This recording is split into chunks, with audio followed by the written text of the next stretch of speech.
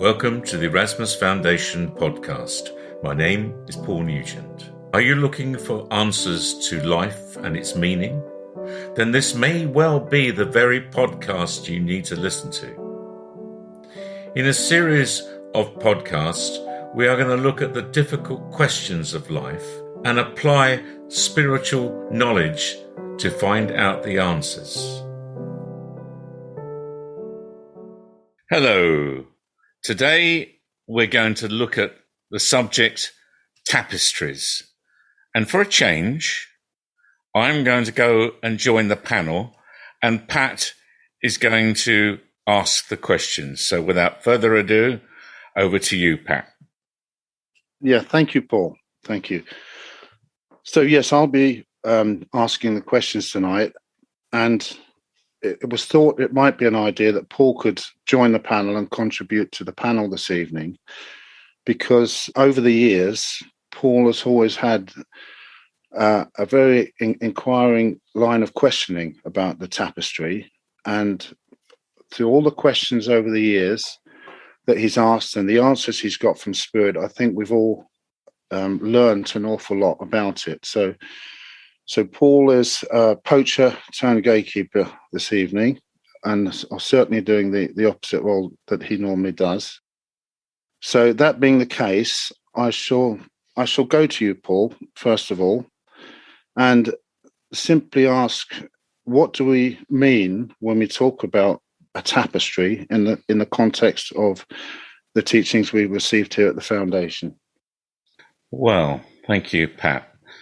The tapestry, as far as I know, and as much as I know, because over the years I have asked a lot of questions, it is a fascinating subject. That's why I've been asking these questions for so long. We've had some really good responses and clarity on the subject. So a tapestry is basically a blueprint for life. On the earth today, every individual has a tapestry that they are living to. Now, occasionally, just for completeness, an ancient spirit does take a life on the earth without a tapestry, but that is incredibly rare. And maybe if we look at the world today, it may be less than a handful, maybe none at all. I don't know. So what is a tapestry? What is a blueprint? Well, if you imagine a tapestry, the stitchcraft tapestry that people get in shops, and they have different threads to color it in and to make it complete, and out comes a picture. Well, that would be a tapestry, but without any wriggle room whatsoever, because the tapestry that we live has choices that we make. We have to do things in this life. We have to meet people in this life. That's all on the tapestry for us. There are hardships, difficulties, struggling occasions that we need to go through in this life. It's all tapestried, and it's tapestried for a reason.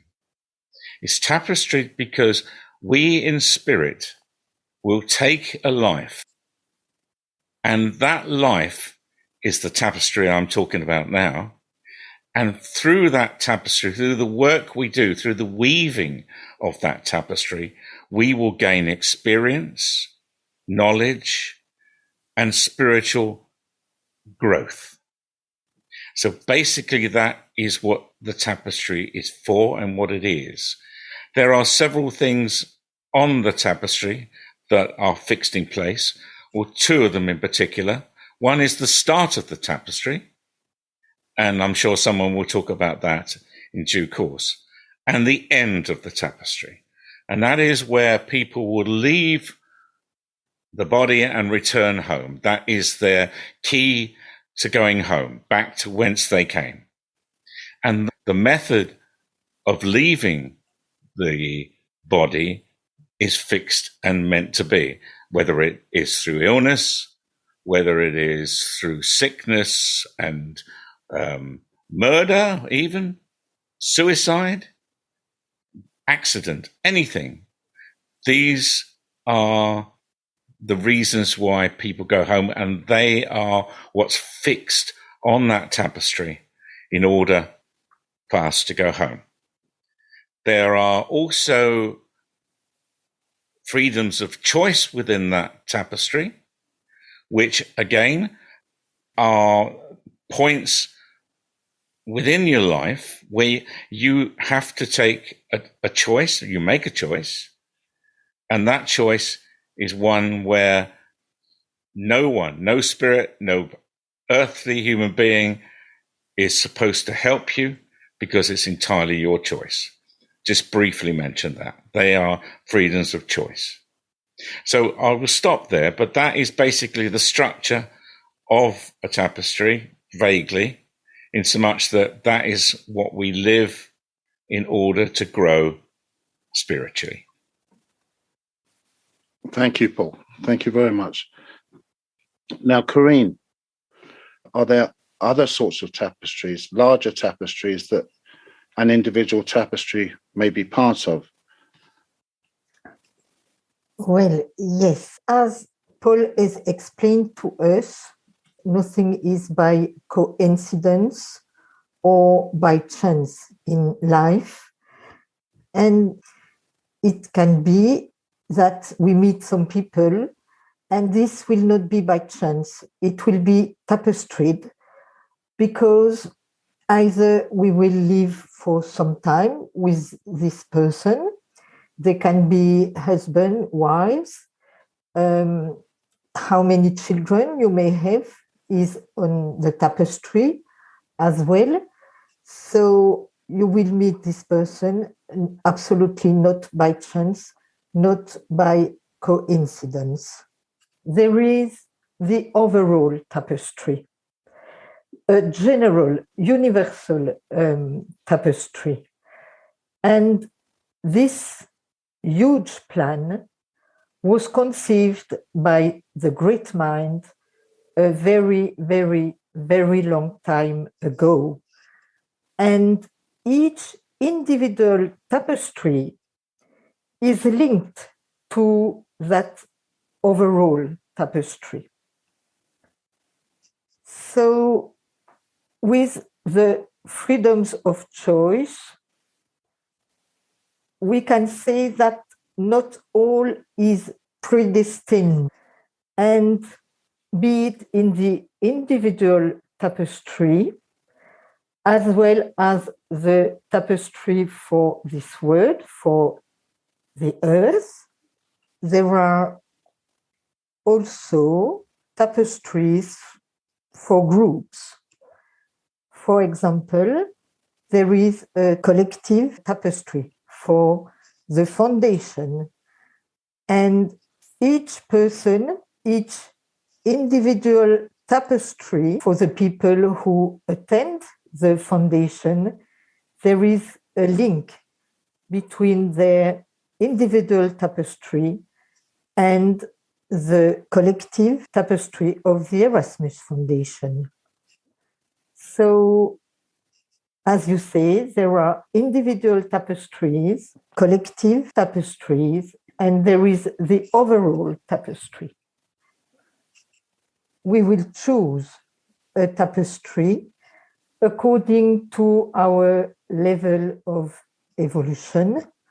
So when we wish to live a life on Earth, we go to a special place and we are proposed perhaps 3 different tapestries, and most of time, I believe, with guidance, we will then choose the tapestry that is the one according to our level of evolution. Excellent. Thank you very much, Corinne. Thank you. Now, Julia, we are at home. That is where we are most of the time. And we have been told by Spirit about what home is like.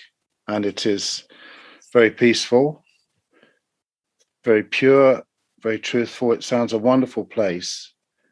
Why do you think we would want to choose a tapestry. And when we look at the tapestry and see that it may be quite difficult or quite painful. Well, I think right from the very beginning, when we are first culled by the great mind as a young spirit, within each of us, there is almost like an inbuilt desire to want to progress spiritually. And of course, we get a lot of tuition from Almesha and his helpers on the first plane at home before we ever go forward and choose a life. So we have a lot of tuition to make us ready. But I think because of this understanding at home that, there is a purpose and a reason for living somewhere else and to be tested because it evolves us and progresses us as a spirit, this is something that's seen in a very clear way. And there is an acceptance that there'll be challenges and difficulties within a life. And this is completely understood and accepted. So we are, of course, just simply spirit and simply mind at home. So how we might think of this situation when we are on the earth with a brain, and we might think, well, why on earth would I choose a life where, I might murder someone, or I might be very poor, I might suffer a lot of disease, for example. These are things that will be looked at very differently at home, because we understand that in order to fully evolve as a spirit and perhaps one day become an ancient, we need to see all, be all, and I can't remember the third one. Do all, that's it. Thank you, Pat. So this is completely accepted at home, even by a young spirit, I believe. And as Karina says, there is some guidance. I believe this is when you're a younger spirit in particular in choosing a life. And it is given to the young spirit to perhaps believe that they have made the choice. But I think there is a certain guidance to help them along their way in the first two lives. Thank you. Thank you very much, Julia. Now, Paul, I was reading a little bit about the tapestry before this talk, and Erasmus gave a short talk that has been transcribed into one of our publications, New Horizons, and I was reading on that in preparation for this, and I found it interesting that he opened and closed that short talk he gave about the tapestry with reference to simplicity. And I wondered, do you feel that through your work you've done on this within your mind, that you could say that you have found a simple way now? Well, Pat, I think what I'd like to say at this stage is it's an incredible situation to find yourself in, that you are living the life that has been designed for your purpose alone. And that's true of everybody else living on this planet. The great mind cares so much about us all. He designs these individual tapestries purely for our use, for us to grow spiritually. Now, when you talk about simplicity, for me, they don't appear to be simple. To me, they don't. It's an incredible design. Without any doubt, my mind, probably the combination of all the minds on this planet, would not even begin to understand how this works. But it is simple if we allow it to be. There's a phrase that we've used before in previous podcasts, and that is going with the flow. And I think if you're sensitive and go with the way that the flow of the tapestry is going, then life would be much easier for you. But if you fight it, if you think you know better than the way the tapestry has been designed, then you may find yourself in what I would cul-de-sac, in so much that you have no way of to get through it without changing your attitude or changing your direction. And the attitude and the direction that I'm talking about is to get you back into the tapestry and back on the path that you should have taken in the first place. So it is simple in so much that it's a simple plan that it's many different decisions to be made, definitely. But it is simple in its idea. And that's what I'm trying to say.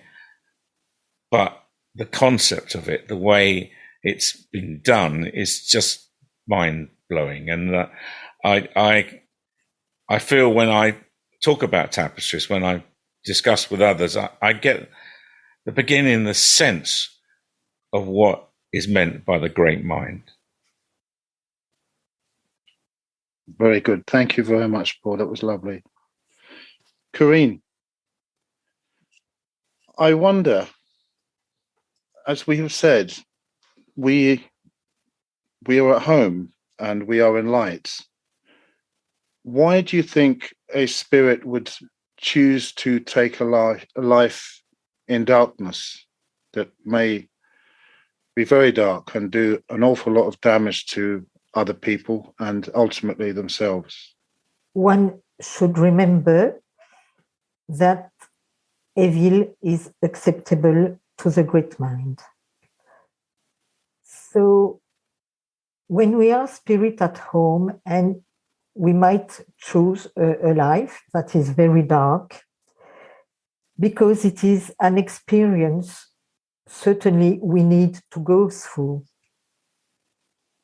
How could one know evil if one has never touched evil, really? As Julia has said, to become wise and an ancient, one needs to have been all things.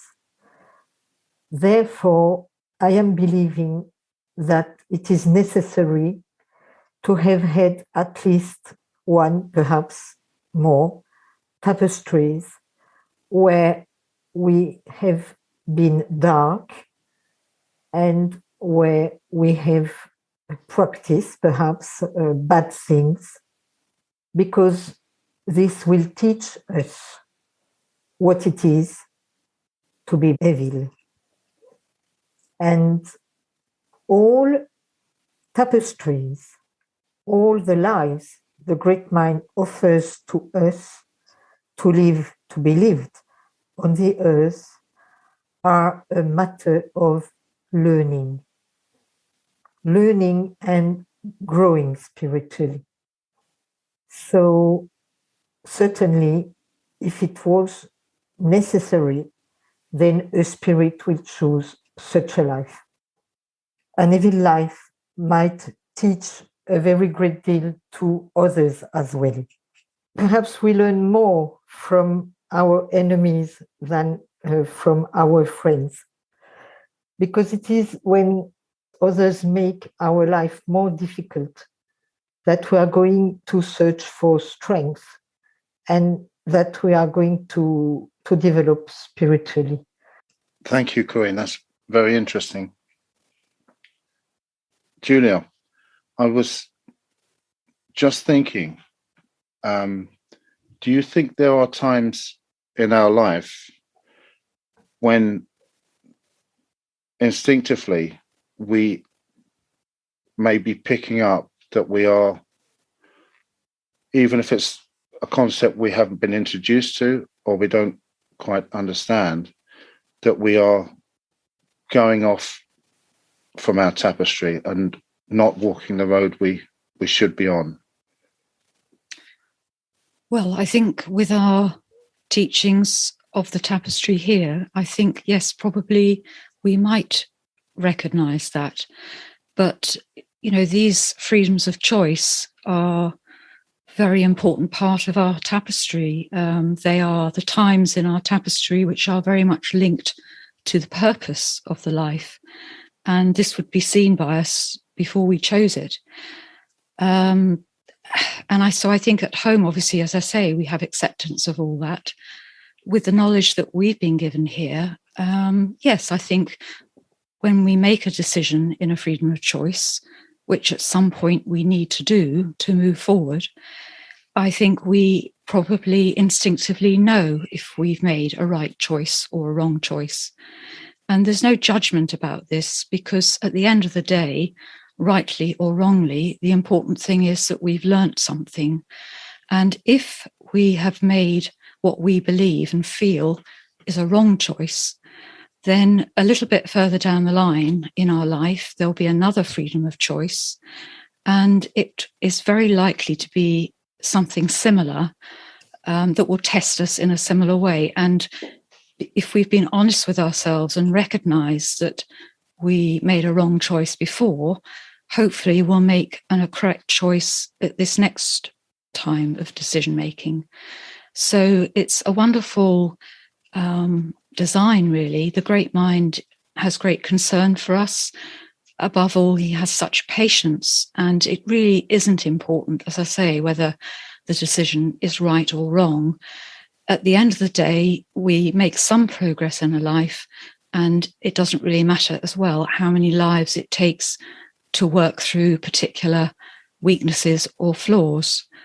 So I think perhaps the older you are spiritually, you might have a little bit more of an instinctive feel about where your life is and perhaps whether you're on the right path or not. But we all need to be tested in a life. This is why we take a life. We all have challenges. And I understand from what we've been taught by Spirit that the nature of a test is that we are right in the middle of it before we perhaps realized we are being tested. So we're all going to go through these sorts of things, but a younger spirit will be tested in a way to challenge them to their level, and an older spirit will be given a much harder test. And that is obviously very logical because we are ready for a harder test. So I think instinct probably improves with perhaps age of spirit, possibly, but also perhaps how truthful you are with yourself, because that is so important in life. And I think if you are a thinking person, I think, hopefully you will find some truth and give that to yourself at least, and then endeavor to perhaps make changes in your life if you feel you need to. If you feel and believe you've made a right choice, I think, as has been mentioned, you probably are going with the flow. Probably life is feeling peaceful and smooth, and you probably get this feeling that the choice you've made was correct. And I'm sure there's lessons within that as well. A couple of things I was just thinking, maybe a little of the link with home while we are here living a life on the earth. One thing is we are connected to the great mind. I believe it's in the form of like a silver cord, because the great mind in the form of the crystal is at the very center of the universal tapestry. And each tapestry has a link to that great mind, which I think is rather wonderful. And also at home in Multilaria, where the tapestry is as it is being lived, and you simply have an imprint of that tapestry in your mind while you are here on the earth. They do keep, if you like, tabs on how we're doing, which is quite nice, really. They obviously concerned for how we're all doing on the earth, no doubt. So, and we are all, in a way, one big family here in this overall tapestry of our earth, all trying to do the best we can, and perhaps in a way having more of an impact on others living their lives, perhaps more than we realize, because we might impact on one that might then impact on another, and this could go widespread all around the earth, really. So I think the link with each and every one of us living on the earth at the moment, and our link with the great mind and with home, should be a bit of a comfort for us, I think. That's great, Julia. That's really great.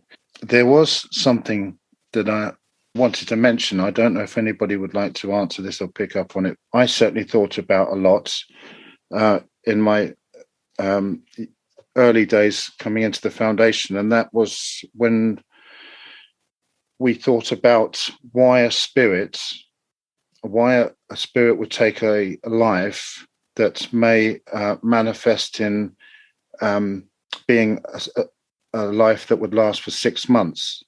So a baby dying and left with heartbroken parents, or a life that somebody was severely disabled and unable to talk and apparently communicates and needed 24-hour care. Why would a spirit take a life like that? Would anybody like to pick up on that? May I pick up on that? Please, Paul. Right? Yes. Okay, well, let's just look at the tapestry again in a broader sense.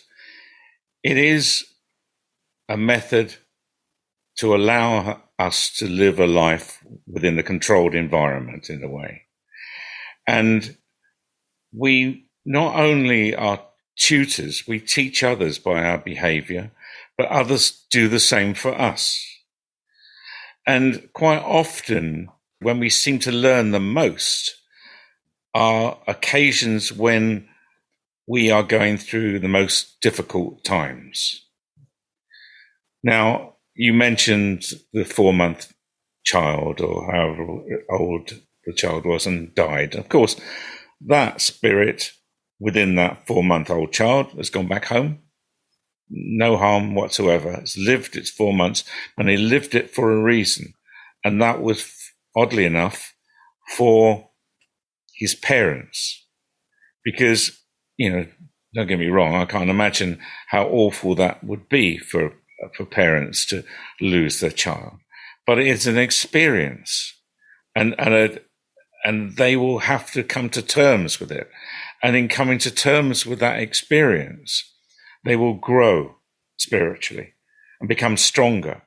And often people say it will either kill you or you'll get stronger. And I think that is the case, really. The people live their lives and grow, and others will live their lives in order to help others along the way. And I think that is the answer to your question. Yes, that's really good, Paul. Now, before we finish, could we just ask Padina if she would like to say a few words to finish for us this evening? I think you have covered mostly all that should be said at this point. Really, that the great mind, in his wisdom, has created each and every tapestry for you to experience something, to ensure that it would happen within this life you are living, for you to experience something which is needful, to enable you to progress spiritually and to evolve. So really, that is why spirits coming into a humanoid life within the earth require to live according to a format, a structure pre-designed by the great mind. One thing I just wish to add, and that is, as each spirit progresses, evolves, becomes more aged, the lives that are designed for that one to live, tapestried, are to become more difficult, more challenging, as the spirit grows in age, until one day there may come a time when that spirit is so aged, so old, that they will face their last life on earth. And the tapestry for that life is going to be the most difficult, where everything may be thrown at that spirit in the form of tests and difficulties for them to work through. So this really might explain to some people why they may look at an individual upon the earth and think to themselves, well, that person is living an easy life, whereas another may be disfigured, might be disabled, might be following many difficulties in their life. And one could then assume, perhaps correctly, that within that body was quite an aged spirit.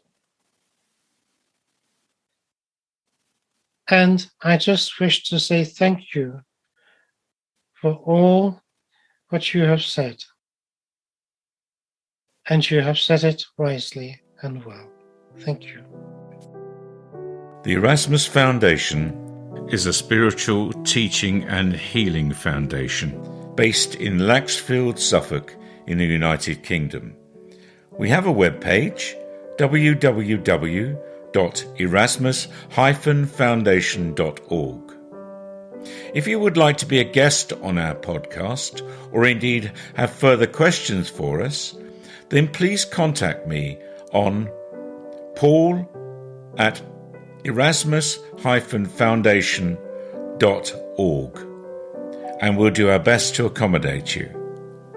Thank you very much for listening.